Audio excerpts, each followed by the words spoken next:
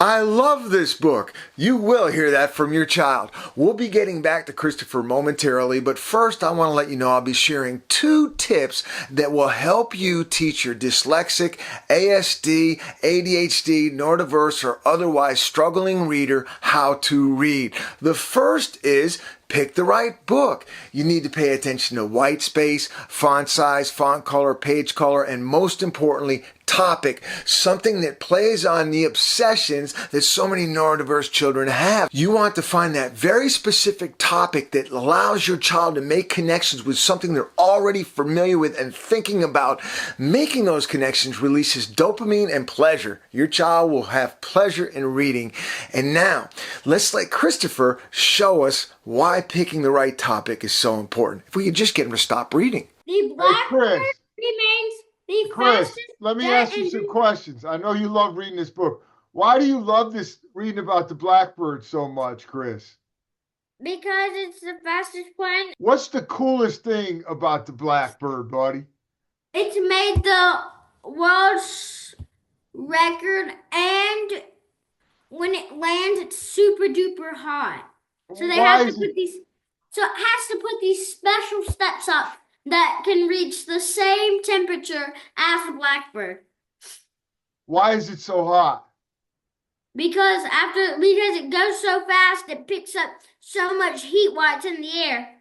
So then when it lands, it's trying to steam, get like all the heat off, and it takes like an hour for it to.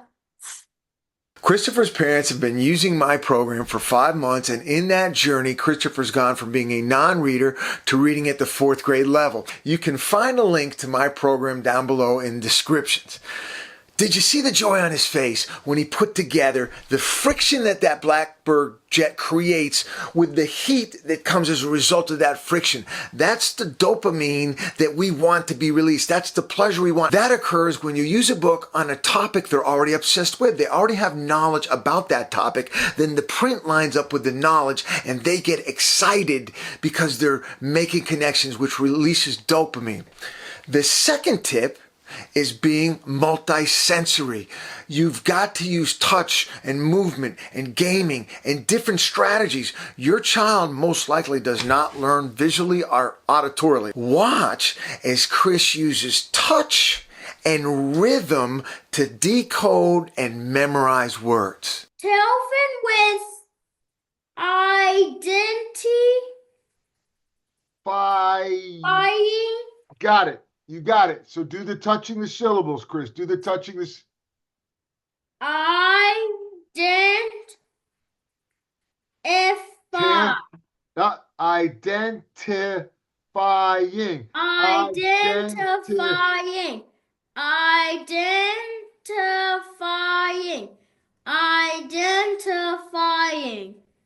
Identifying. Identifying. What you didn't see there is Christopher is physically touching right beneath each syllable. He's not just pointing to the word, he's touching the page. In this case, Christopher is touching identifying right below each syllable. So when he's touching let's take dent. He's touching dent. His eyes are processing D-E-N-T. He's saying it. That's a very powerful combination of 3 things. Touch, say, look.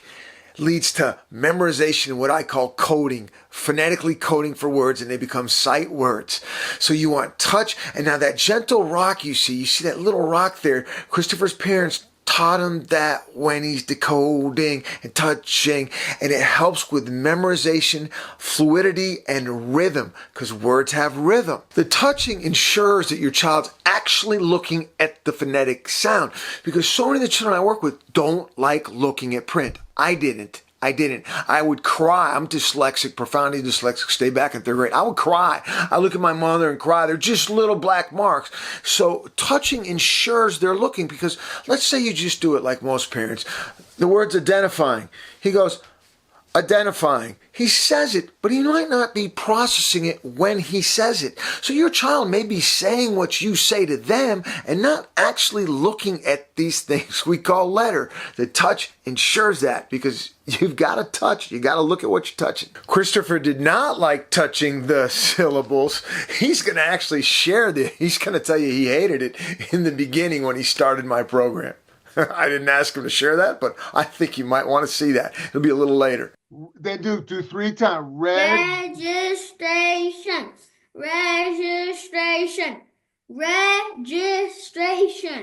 Now read the sentence and you got it. Read the sentence and you got it. Tailfins with identifying registration. Boom. Boom, baby. That's how we do. Dude, you're reading big words now, right? It's amazing. We should show them the boom, boom, boom. Oh, that is a cool cover, isn't it? I wanted to show you a multi-sensory game. Christopher decided that he wanted to go down memory lane, which I think ended up better. Hey, do you want to show them how we started with, how we play the game with the C-E, C-I, C-Y? I had a better idea.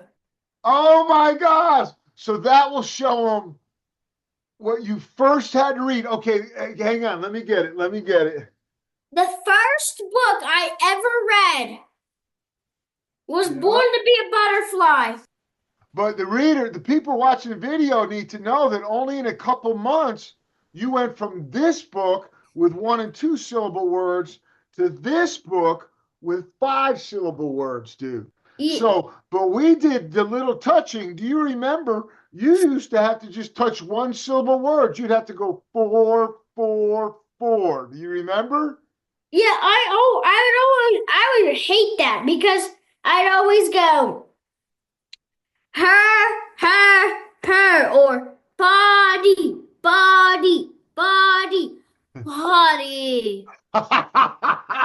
But you got it, dude. And now you're sometimes reading. when I was mad, I'd go, and she'd go, you gotta sound this out, and I would go, body. But you had to look where your finger was going. Remember, you had to make sure you kept your eyes. Remember in the beginning, you didn't like to look at the words. So you want to do the C-E-C-I game? Show them that. Do you have that?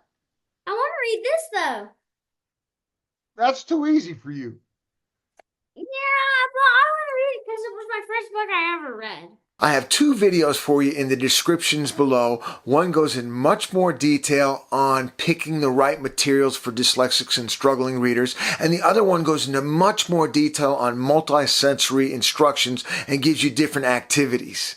Remember, your child can go from being unable to read to being able to read chrysalis in a matter of weeks. The caterpillar is changing into a chrysalis. I usually had to go chrysalis.